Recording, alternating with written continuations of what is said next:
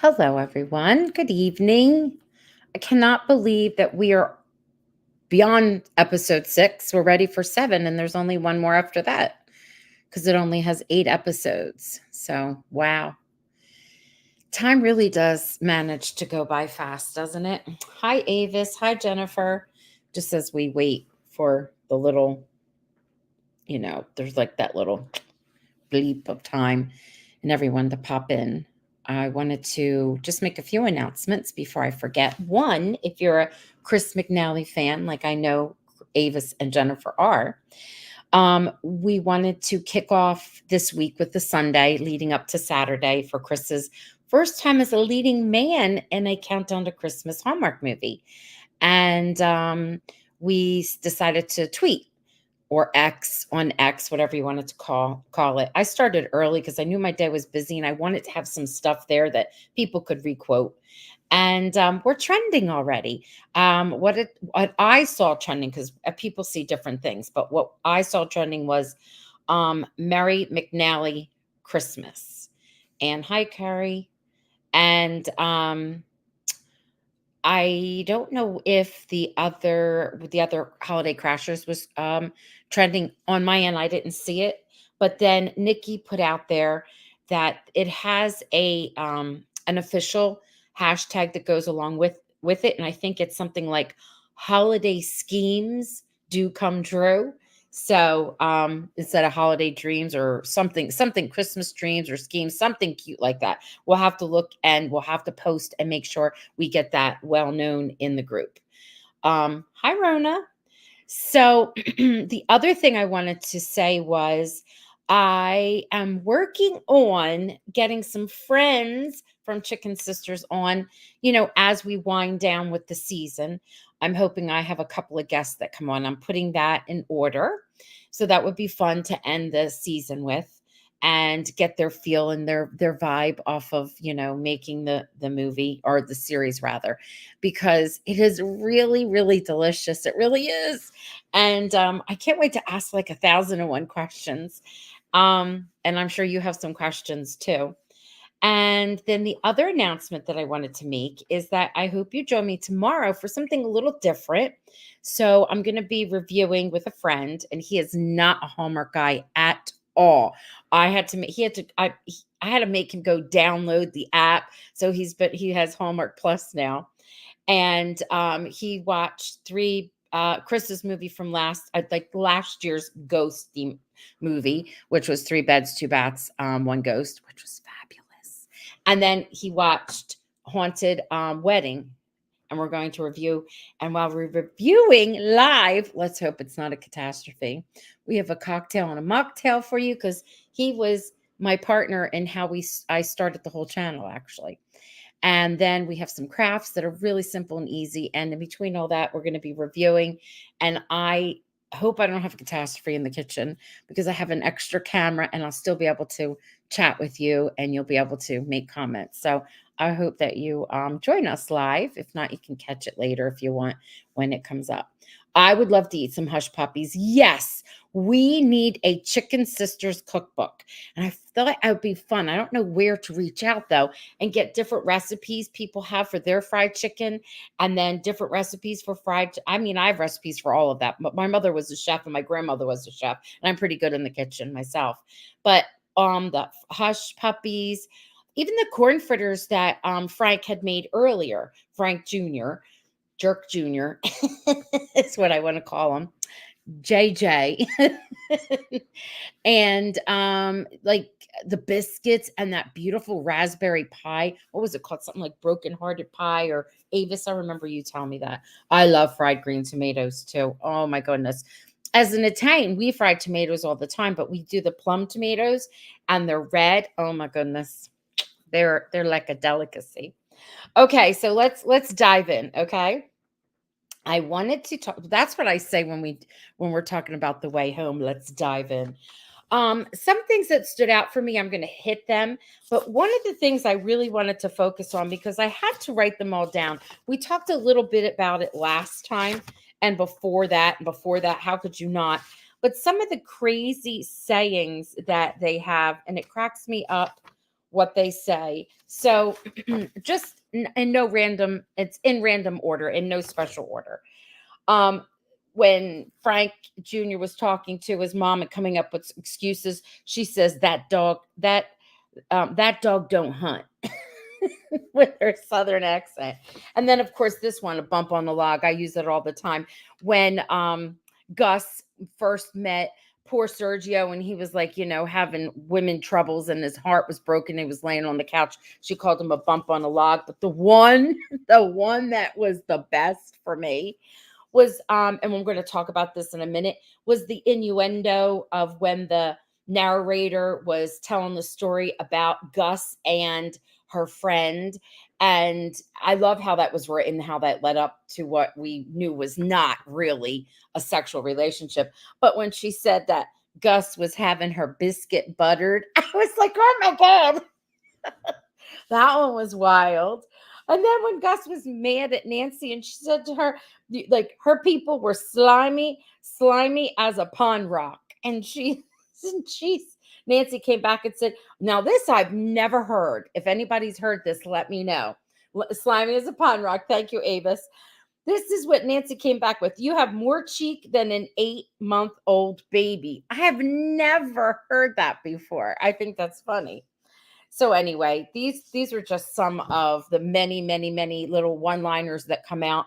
I would love to know who writes them all. I don't remember all of them being in the book itself. So whoever the screenwriters are and or the story writers are, carrying it over from the book to the screen.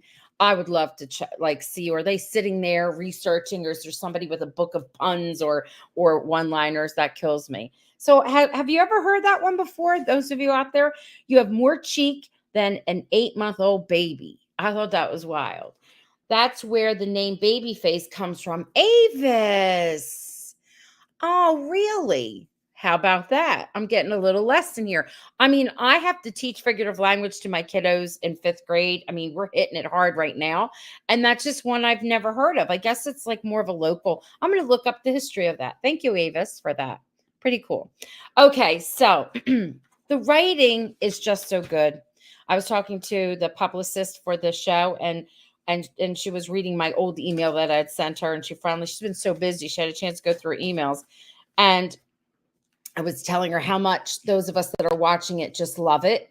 And the writing is really exceptional. It really is. So I like how the beginning, the narrator was teasing what was going on with all the, like the little innuendos and whatnot between Gus and, is his name, I thought it was Ken, but I don't think it is. I think it's Jen for some reason.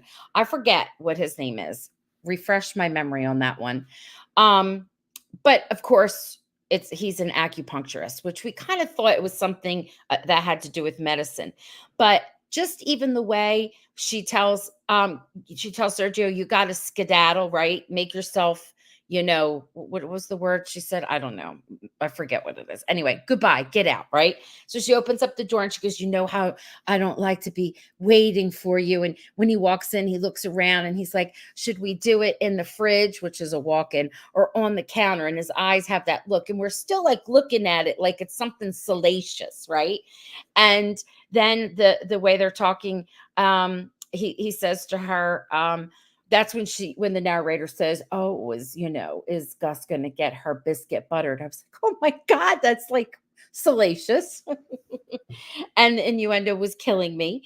And then when he looks around and he says, oh, when I'm done with you, you'll feel very relaxed. I'm like, what in the world? Hallmark, what did you do there? So it was funny. And then you find he's an acupuncturist, and she says, I'm not coming to your office twice a week. I'll be, the topic of everyone's conversation again, because she has been through the years, because she's a little different.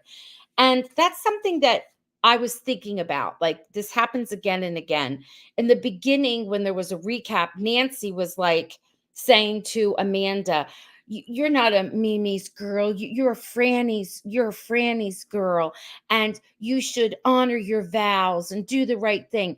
Like, constantly she says that. But as more of it unravels, and I was so glad it unraveled, it like smacked her in the face.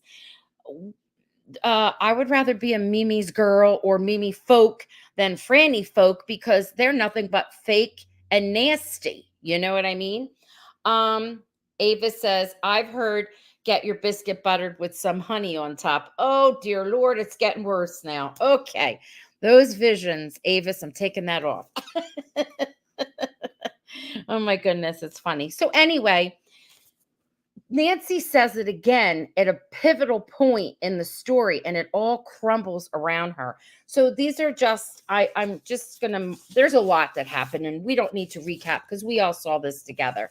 It's okay, Avis. I think that's fun. Please, Avis. The things that I'm Italian, okay. The things that we say in here, it's good. And I'm a teacher. The things I hear, things I don't want to hear.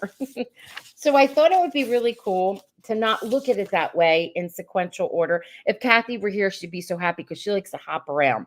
But I thought it would be interesting in my mind if I looked at things that were just like big highlights in this episode because there was a lot to digest. First of all, we suspected all along that Gus is ill, and we're finding out that she is.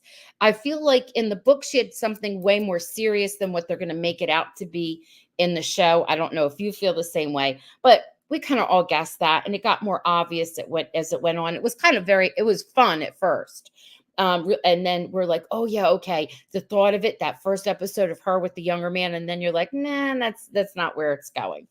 But so we had that. The other thing that I thought was interesting. Well, there's a lot that went on that was interesting, but I loved at the end that we know that Jay returns. So in the book, he returns towards the end. Well, not returns. He finally comes and makes it to Marinick.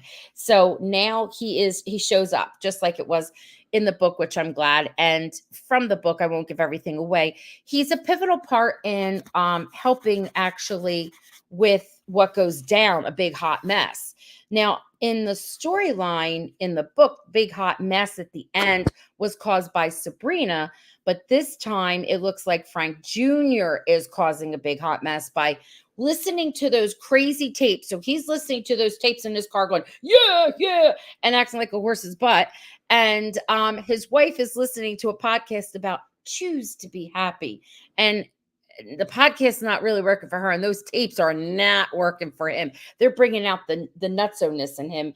I don't know if you agree with me, but talking about Sabrina, I wanted to show you something. This is the only photograph that I feel like sharing and discussing with this, and I'm going to bring this up right here. What in the world? They dress her. I love the costumer for everything because everything is so authentic and real looking. But they dress Sabrina beautifully. She had on this wild, sort of like mannish type shirt, but cool. And these pants came beyond her belly button, looked like grandpa pants, and they were loose. And she just looked like she had these weird Urkel, if you remember Urkel back in the day, tight pants on. I'm like, who thought that this was an okay costume for this gorgeous woman? I'm like, what is this? It could have been gorgeous, but the pants, I mean, if you go back and you look, the pants just, you have to go back and look for me. Okay. The pants, I was like, what? When it first came on and she was getting herself dressed and then she stood, I was like, what did I just see? And then when she was in this episode, I'm like, I've got to take a picture because I have to talk about this. So, I love you customers. The costumer or costumer. I love you. I really do. But I don't know what happened here. And this poor actress, why didn't she look in the mirror and say, "Yeah, I'm not wearing these pants"? No. Oh, oh, well, Avis. I know. Now we got to be careful, Avis, because there's a lot of people who love Walmart. I'm a Target girl, but Target, they love Walmart. But I know what you mean. I know. I mean, it was just funny. Okay, Amanda and Frank Jr. is listening to self-help messages. Yes, Amanda it was like from a podcast. Frank Jr. was from that goofy chicken man and Mr. Chicken. And he's like crazed. He's goofy. He's goofy to begin with. And anyway, so those pants stood out for me. That was something. The other thing that I thought was interesting is Sabrina's daughters got the gift. They're giving, and I'm sure she's going to wind up somehow being involved with production or whatever Sabrina's doing. And she wrote puns for her and she was good. I really, really liked it. And I like that she's not so witchy. She's coming out of her shell. Did you notice when the big hoopla happened in the restaurant that the two young girls left and they grabbed their hands and held hands and walked out and said, "Let's go," and walked out? I know young girls do that, but I'm serious. I really think, especially with Hallmark trying to be so open minded, I really think they're going to make those two have a crush on each other. Mm. Or at least one with the other. I don't know. We've already talked about this, but this just my feelings. So, what about Frank Jr. and his jerkiness? Okay, so Nancy always, oh, you're a franny folk, you're a franny girl, that kind of thing. So now they're having that contest and it's not going Frank Jr.'s way, and he's acting like a big baby that he has to run out and and get himself psyched up in the truck and then come back. That really made it hard for me to like this man. Excellent acting, but I want to like just slap him around, and I want to slap his mama because she coddled him and made him think he was a big king when he's not. He's a big jerk. So anyway, he talks nasty to his mother, and Sergio comes back and says, "Don't talk to your mother like that." But even when there was a part to trash talk each other, Sergio was not going to go that route. But who do you think did? Frank. And he said some dumb stuff. So again, I don't know what's so great about it's a facade. It's Franny folk facade is what I say it is, right? They're really not good people. And I love that it came out with Gus. That's the other thing that stands out when she and Nancy finally have it out. And all the euphemisms that Nancy used when she couldn't say about you had an affair with my husband. She was like, you invited him to into your house, and she's looking around thinking, what? And then she's like, you were familiar with him, overly familiar. And I love when she says, I don't talk priss. Now, I have to tell you what, I love that so much. I cracked up laughing because that's something my mother would say. I don't talk priss. That was one of her words. And I thought that was hilarious. I don't know if any of you did. But Nancy's world unraveled. Franny girls are the mean girls. Carrie, yes, they are. And they're supposed to, like, she acts like they're all, you know, wonderful. And Nancy's world is crumbling around her. When she found out what Frank was like and the things that he said and what he did to Gus, like she said to her, like, I wanted him. She laughed so hard. She goes, that pot belly, ruddy face lump of a man.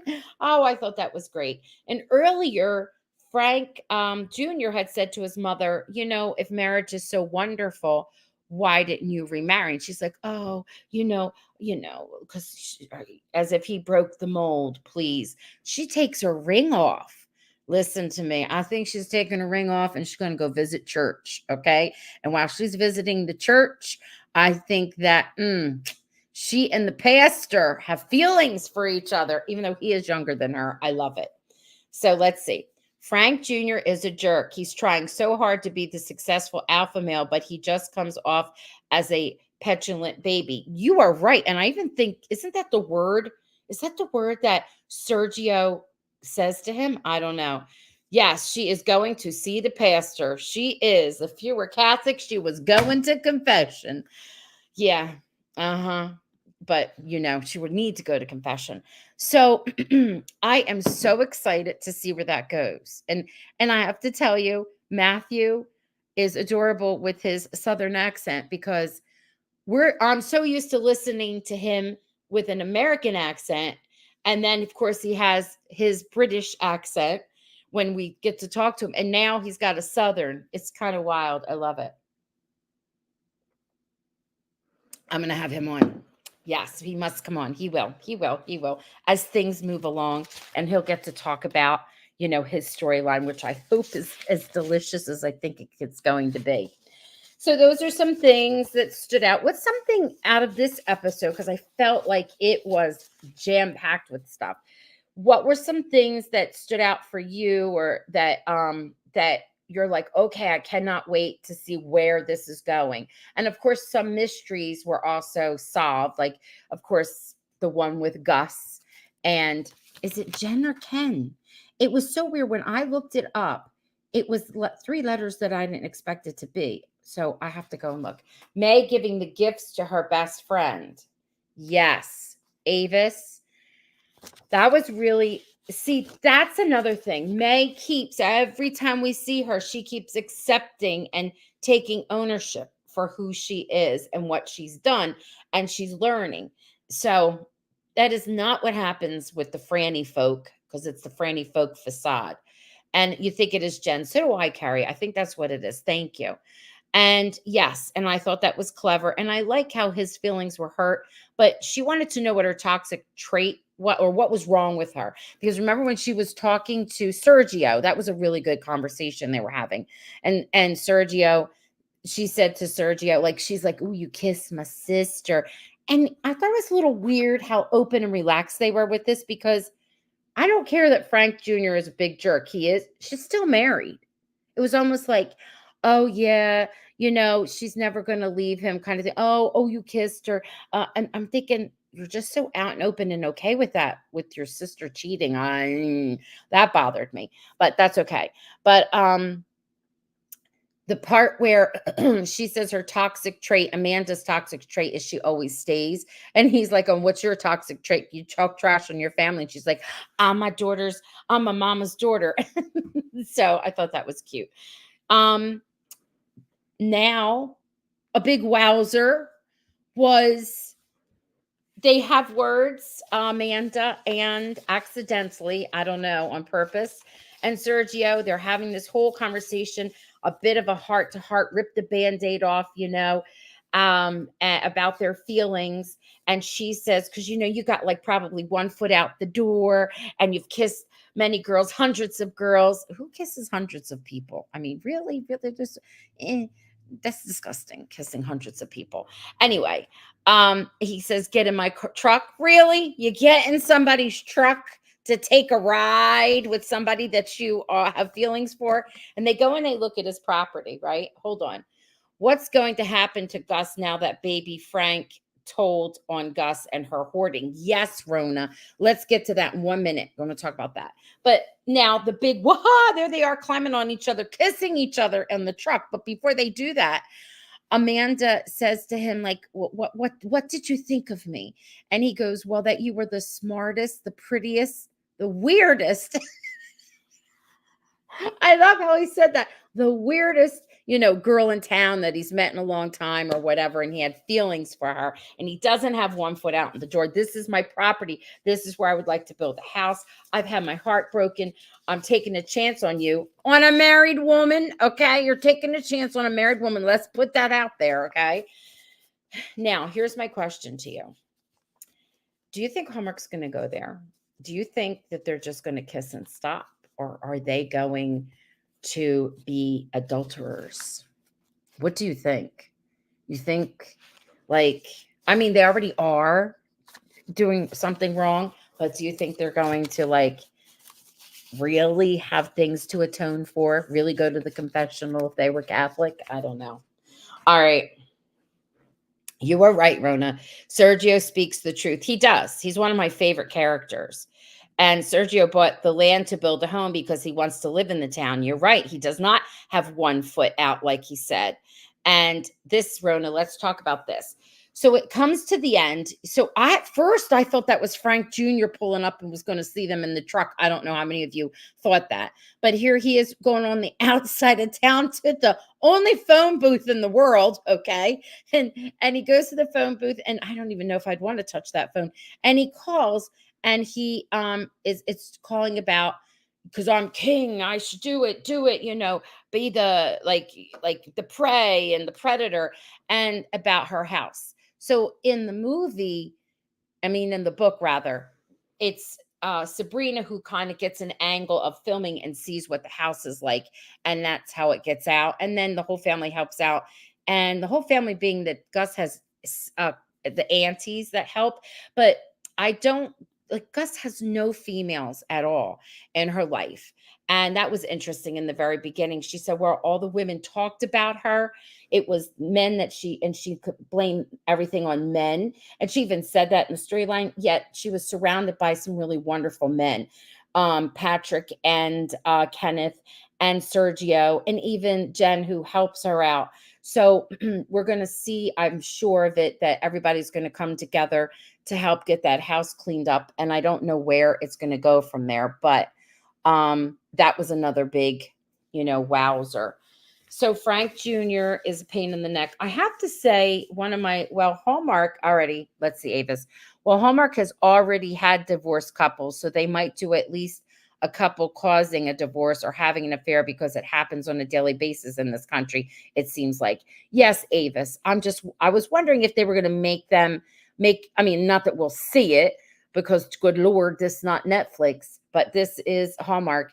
But it'll be that it was more than kissing. Are you sure? Maybe when Frank Jr. is driving back from calling, the people on poor code violations on poor uh Gus, maybe he'll see them. I don't know. But I'm really excited to see what happens with Nancy, because Nancy got a little smack, smack, smack, because Nancy was too high in the instep, as they would say in Bridgerton. Okay. She was too high in the instep, and she thought that she was, a Franny's girl. Well, I love it that she's finding out that her husband was nothing but a big jerk, especially when he said to Gus, I've got the law and the bank on my side, and tried to take over her business. Why? Why? Her business is why? Because it was competition for him, and he didn't like it. I don't know. Frank Sr. is a big poo. He really is. There will be probably innuendos. Okay. So we won't see it, Avis, but we'll know it, right? Okay. All right. So this was big, very big. I don't know if I missed anything that you liked, because a lot went down. You could share with me here. Like I said, looking forward to Nancy and where that goes. Um, I'm hoping it goes where I want it to.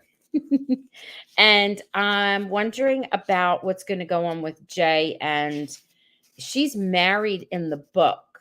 So I wonder, I mean, I'm thinking they're going to get married. Now, I think that they did write a season 2. I hope it goes through, and maybe we'll have a wedding in season 2 for for May and Jay. May and Jay, they rhyme. Amanda is afraid of Frankie going to New York. She is. She is, because she's afraid of just never leaving that town. She stays, the other one goes, and letting go. And then she realized she doesn't. I love when she said to, like, again, high on the instep, she was, oh, she told Sabrina, we have an open line of communication. And then when Sabrina was saying what she was saying to her, she goes, yeah, right. You're trying to produce me. I see what you're doing. Like she did to her when she first met her, and she got Amanda to spill the beans on May. She thought that was happening again, but then Sabrina's like, no, but I wish I had. I love her, and I hope we see some of her and the uh the the guy around town that's the fix-it man. That would be fun for Sabrina. So we've got a lot of loose ends. I don't think they'll all be tied up in 2 more episodes, but I do think that they have every intention of a season 2. I hope they have enough viewership. I don't know what y'all think your vibes are for that. You think they'll have enough viewership so that we'll have a season 2? I'm not trying to like jinx it or anything, but I'll be sad because I like the characters. I'm invested in them, and I want to see like where it goes. And right now, do any of you see, and not in this season, it will not be in this season. If it is in this season, it wouldn't be believable to me. But do you think that they could ever redeem Frank Jr.? Like he's such a like he's such a big baby and a dope, and he didn't grow up, and I don't know. Does anyone think we're gonna see it, or is he always gonna be like those of us who watch When Calls the Heart? For a long time, we had a character be very like, always doing bad things. And then little at a time, it took a while for us he almost was a bit scary in season 1 and 2 to me. We saw it took years for that. What do you think? I definitely want a season 2. So do I. So do I, Rona. We should put that out there. Mm. right? Avis. And it took a while though. I mean, it took a while. So, and I don't think we'll see much happen in this season. I will say, and I don't think they'll make this happen, that Frank Jr. in the book is dead and Amanda is single. But I like that they didn't make him dead. And I like that they have that whole angst going on with them. Okay. So we should think about maybe like somehow, some way going out on X and getting the word out about watching the show and seeing if we could do a little tweet fest. It's just I have no spot to share that. Like Hallmark Plus doesn't have a page. Hallmark Now did, but they suspended it. I thought they would just change it over into Hallmark Plus. And there aren't any fan groups for the Chicken Sisters. I mean, if there are, I mean, I remember seeing a few that had like 8 people or whatever on it. It's nothing, and I'm not starting another fan page. I cannot do it. I already admin too many things. And I try to put it out there on the Hallmark pages, but sometimes it takes them a while to get stuff out. But it's a shame because this is excellent, excellent writing, like I said. And I think we should get the word out. All right. Thank you. Thank you for spending time with me on Sunday. And I hope I get to see you tomorrow, if for no other reason that my kitchen might explode and I might. And Eddie and I have been friends, gosh, for more than half my life, 75% of my life. So we all grew up together in our little small Hallmark town. And we might hurt each other while we're doing this review. And I mean physically, okay? Not emotionally. All right. I'm going to say goodnight. Thank you for tuning in, and we'll see each other next Sunday, right? Next Sunday. Let's see what happens with Jay in town. He's a tall, handsome man, too. I can't wait to see what that dynamic is all about. All right. Good night, everyone.